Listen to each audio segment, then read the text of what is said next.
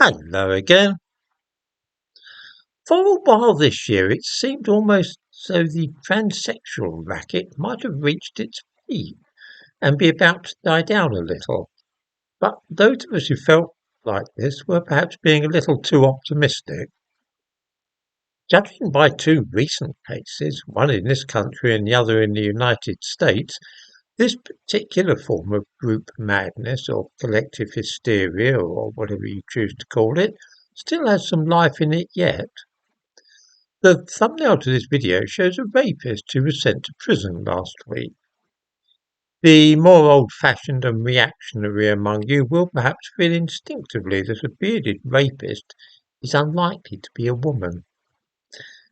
It just shows how behind the times some of you are.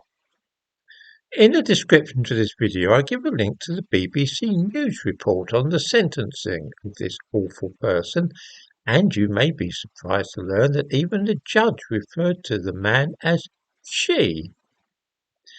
His victim told the court that he took away my trust in people and myself, and that the attack had caused her unbearable anxiety, shame and fear.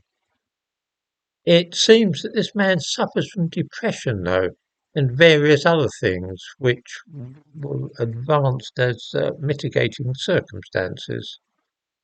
Of course, many of us suffer from depression without committing rape and then trying to have a sex change operation. I suppose it takes all sorts.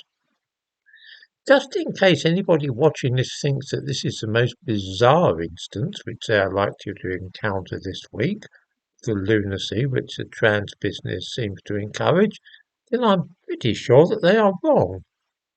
In the American state of Indiana, also last week, a judge has just ordered that a man called Jonathan C. Richardson, who is to be known now as Alton Cordeleone, be able to have a sex change operation, or gender affirming surgery as it is now called, at the expense of taxpayers.